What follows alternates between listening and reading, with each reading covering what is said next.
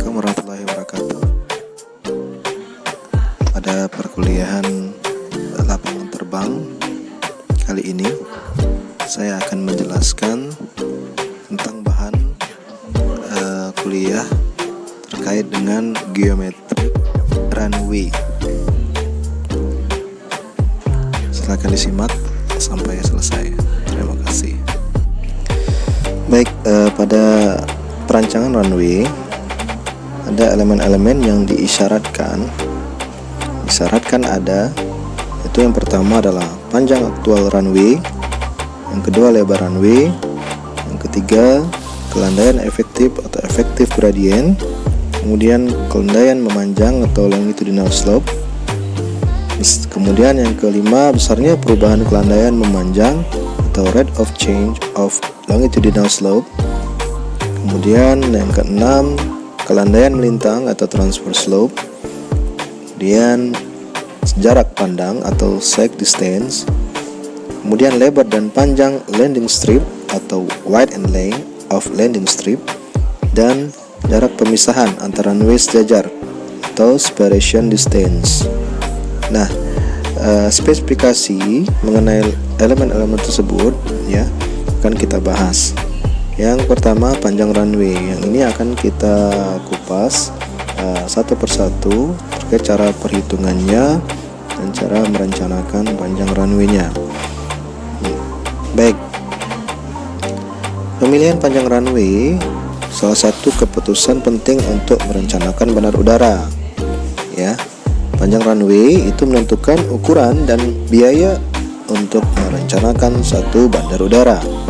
Ya, tentu saja itu akan pengaruhi penentuan tipe pesawat yang dapat dilayani. Selain itu, panjang runway juga dapat menentukan batasan payload atau muatan yang dapat dibawa oleh pesawat rencana. Runway harus cukup panjang sehingga pesawat dapat take off dan landing secara aman dengan ketersediaan alat yang ada. Ya, runway harus mengakomodasi berbagai tipe pesawat, persyaratan operasi dan kemampuan pilot. Ya, faktor yang mempengaruhi panjang runway, ya, yang pertama karakteristik performa pesawat, yang kedua berat kotor pesawat saat landing dan take off, yang ketiga elevasi bandar udara, yang keempat rata-rata temperatur udara maksimum di bandar udara, yang kelima kemiringan runway. Faktor lain yang menyebabkan variasi panjang runway yang dibutuhkan adalah kelembapan, angin, dan kondisi dari permukaan runway. Nah, ada dua cara perhitungan untuk menentukan atau menghitung panjang runway. Yang pertama ICAO, yang kedua FAA, ya, atau kalau kita singkat cara Indonesianya ICAO dan FAA gitu ya. Yang pertama yaitu perhitungan panjang runway menurut perhitungan ICAO ya, ICAO ya. Panjang runway dengan perhitungan ini ketika tidak tersedia manual karakteristik performa pesawat rencana ya. Jadi ini digunakan ketika tidak ada tersedia manual karakteristik performa pesawat rencana. Panjang runway didapatkan dengan memperhitungkan faktor koreksi umum. Yang pertama, basic runway length atau panjang runway dasar, ditentukan berdasarkan asumsi kondisi di bandara, yaitu ketinggian bandar udara pada ketinggian muka air laut. Yang kedua, temperatur di bandar udara adalah temperatur standar, yaitu 15 derajat Celcius. Yang ketiga, runway rata atau tidak memiliki kemiringan, ya. Runway-nya tidak memiliki kemiringan ke arah longitudinal. Yang keempat, tidak ada angin yang berembus di runway. Yang kelima, pesawat bermuatan kapasitas penuh. Yang keenam, tidak ada angin yang berembus ke tempat tujuan. Yang ketujuh, temperatur penjelajahan pesawat adalah temperatur standar.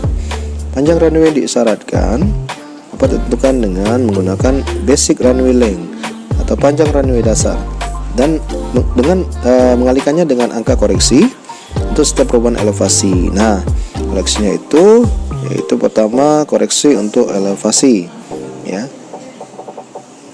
Saat elevasi runway meningkat, maka kerapatan udara menurun. Hal ini akan mengurangi gaya angkat pada sayap pesawat, dan pesawat membutuhkan kecepatan di permukaan atau ground speed.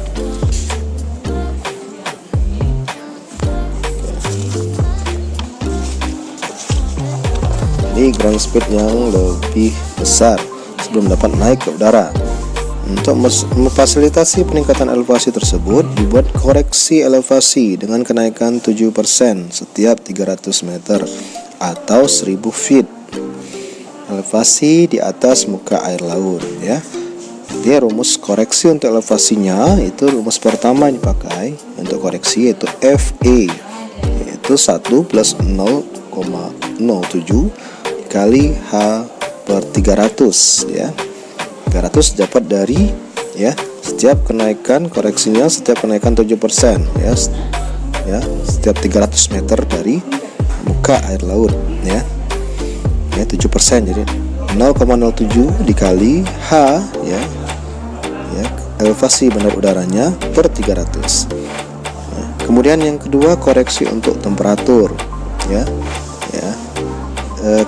Kenaikan temperatur referensi bandar udara menyebabkan pengaruh yang sama seperti kenaikan elevasi. Koreksi akibat temperatur adalah kenaikan 1%, ya. Jadi setiap 1%, setiap 1 derajat Celcius temperatur referensi bandar udara lebih temperatur atmosfer untuk setiap elevasi. Setiap 1000 meter kenaikan elevasi bandar udara di atas muka laut, temperatur berkurang 5,5 derajat Celcius, sehingga rumusannya menjadi seperti ini. FT, ya, atau yang rumus kedua ini menggunakan FT 1 plus 0,01, yaitu 1 derajat 1% tadi, dikali, ya, TF atau temperatur bandaranya, aerodromnya berapa derajat Celcius, dikurang 15, ya, karena mengambil batasannya 15 derajat Celcius untuk setiap elevasi, ya, dikurang dengan 0,0065, ya, ketetapannya atau saat ininya, angka ketetapannya, dikali dengan H, ya, ketinggian atau elevasi bandar udaranya. Airport Reference Temperature atau TF adalah rataan temperatur per bulan dari rataan temperatur harian atau TA dari bulan yang paling panas dalam setiap tahun, ditambah 1/3 dari selisih antara TA dan rataan dari temperatur maksimum harian, sehingga TR atau Airport Reference Temperature-nya menjadi rumus ketiga, yaitu TR sama dengan TA ditambah 1/3, yaitu, ya, tadi penjelasannya adalah 1/3 dari selisih, ya, dikali. Nah, sehingga rumus menjadi TR sama dengan TA plus 1/3 dalam kurung selisih antara maksimum harian atau TM dikurangi dengan temperatur TA tadi, yaitu rataan temperatur harian. Oke. Ini contoh, ya, referensi temperatur bandar udara, ya. Pada tanggal data di bawah ini menunjukkan temperatur hariannya dari bulan paling panas Juni dari periode 80 sampai tahun 90 nih. Nah, pada suatu bandar udara, jadi ada maksimumnya, ini yang rataannya. Oke. Tentukan airport reference temperature.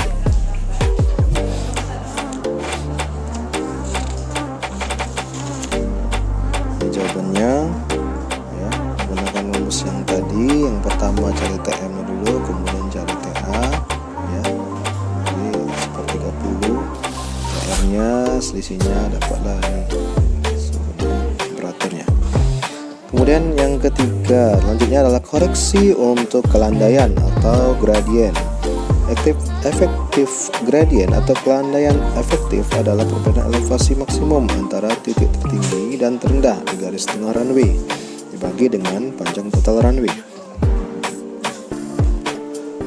Ya, ini rumusnya. Saya langsung ke rumus, yaitu koreksi untuk kelandaiannya, yaitu dengan 1, yaitu 1 plus 0,1, yaitu 10% untuk setiap kelandaian sebesar 1% dari efektif gradien, ya, dikali dengan gradien efektif runway, ya. persentasenya. Ya, dengan perhatikan koreksi di atas, panjang runway aktual dan panjang runway rancangan dapat ditentukan dengan rumus sebagai berikut. Panjang aktual runway adalah hasil dari basic runway-nya berapa, ya. Kemudian ada koreksi elevasi tadi, yang pertama yaitu FE, kemudian koreksi temperatur atau FT, kemudian koreksi untuk gradien atau FG, ya. Perlu ditekankan bahwa koreksi di atas adalah cara pendekatan sumber terbaik untuk informasi mengenai panjang runway dari manual operasi penerbangan atau flight operation manuals pada pesawat yang akan digunakan. Dalam merencanakan bandar udara, runway harus cukup panjang, ya, untuk mengakomodasi pesawat yang membutuhkan panjang runway yang paling besar, ya. Nah, ini contoh soalnya. Kita lihat dengan memasukkan ke rumus yang ada, kita diketahui dulu pastinya panjang runway yang basicnya atau standarnya. Ya, ada dinotasikan dengan LB, itu 1620 meter, ya. Bandar udara berada pada elevasinya kita tentukan, misalkan elevasinya 270 meter. Dan reference temperaturnya atau TR-nya yaitu 32,9 derajat Celcius. Nah, kita akan mengkoreksinya dulu, ya. Yang kita terakhir G-nya 0,2%. Nah, koreksinya saat yang pertama elevasinya, yang kedua temperaturnya, kemudian yang ketiga gradiennya.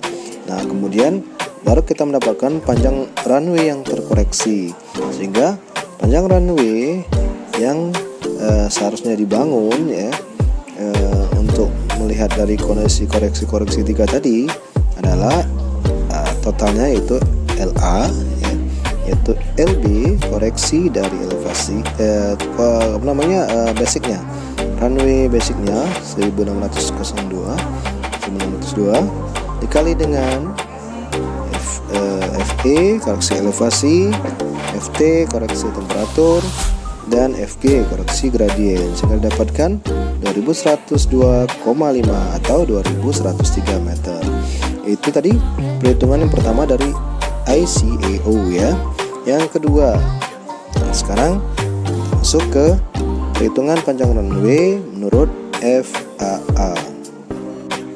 Baik, contoh soal untuk menghitung panjang runway dengan metode perhitungan FAA. Kita contohkan di sini pesawat Boeing 737-900, ya, series aircraft, memiliki karakteristik dengan pertama maksimum landing weight-nya atau berat maksimum saat pendaratannya yaitu 146.300 lib, rata-rata maksimum temperaturnya 28 derajat Celcius, elevasi bandar udaranya 1000 feet, ya.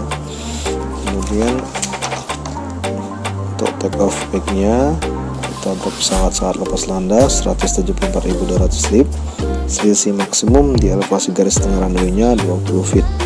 Nah, untuk menghitung panjang runway, yang pertama panjang runway saat landing, yang kedua panjang runway saat take off, dan yang akan kita ambil menjadi panjang runway rencananya yaitu panjang dengan rumus panjang runway yang kita dapatkan dari take off, ya, saat lepas landas, ya, dikalikan dengan 1 plus 0,1 dikali 0,23% lepas runway. Kenapa diambil yang 8.800, sedangkan yang di landing nanti akan kita dapatkan 6.600. Artinya kita ambil panjang runway yang paling panjang, ya, kita bandingkan antara yang landing dengan take off, sehingga lebih panjang yang take off, sehingga kita ambil yang take off. Nah, yang pertama, walaupun kita nanti tahunya di akhir take off-nya lebih panjang, tapi kita tetap cari dulu panjang runway yang dibutuhkan untuk mendarat atau landingnya berapa, ya. Kita lihat di grafik 9.1 bahwa di sini tadi kan maksimum desain landingnya 146.300 lib, ya, dari garis yang ini, ya, kurva yang bawah, garis horizontalnya kita lihat di sini putus ke atas, kita tarik ke vertikalnya. Nah, perpotongannya kemana untuk di sini, ya, dimana yang kita ambil titiknya itu kita lihat dari elevasi bandar udara. Elevasi bandar udaranya 1000 feet. Maka di sini kita lihat, ya, Ya, kita lihat di sini muka air laut. Nah, muka air lautnya berada di kurva yang ini. Ya, muka air laut berarti dia 0 feet. Ya, kemudian yang di atas ini 2000 feet. Ya. Jadi kalau 1000-nya di antara muka air laut dengan 2000 feet, berarti di tengah-tengah ini. Oke, tadi yang vertikal kita tarik ke atas, dan titik tengah ini antara muka air laut dengan 2000 feet, maka 1000-nya di tengah-tengah. Ya, tengah-tengah ini kita ambil yang runway basah ya, yang titik-titik, yang garisnya putus-putus. Nah, jadi tengah-tengah di sini tarik garis horizontalnya ke kiri antara 6 sampai 7. Ini per 1000 meter ya.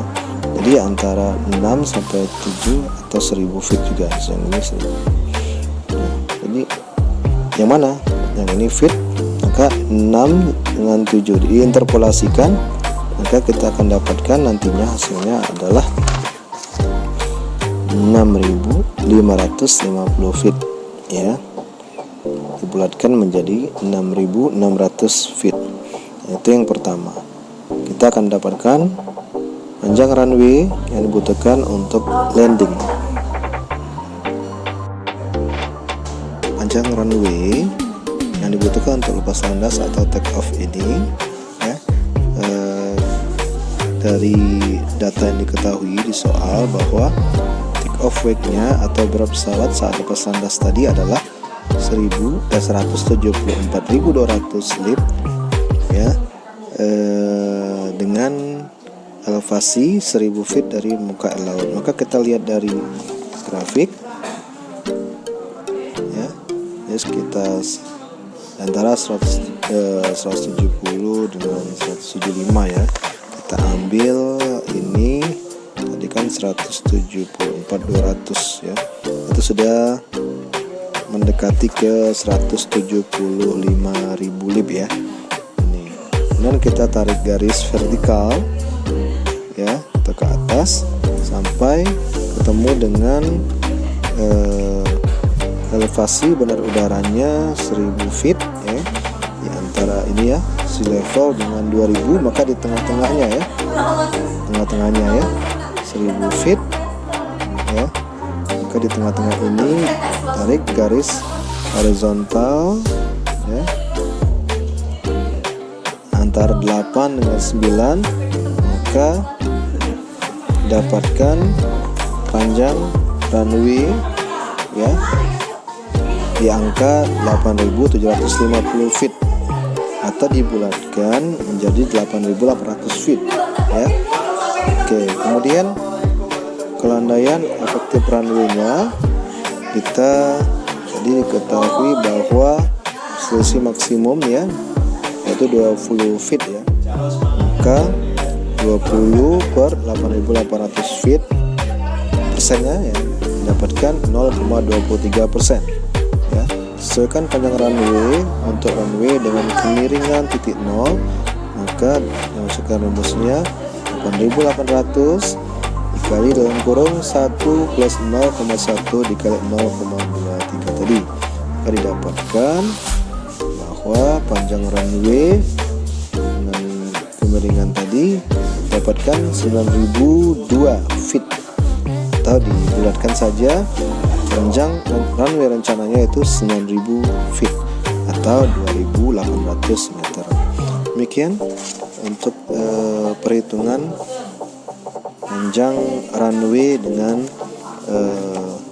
tadi ya, metode perhitungan ICAO dengan FAA ya. Demikian kuliah pada hari ini. Terima kasih.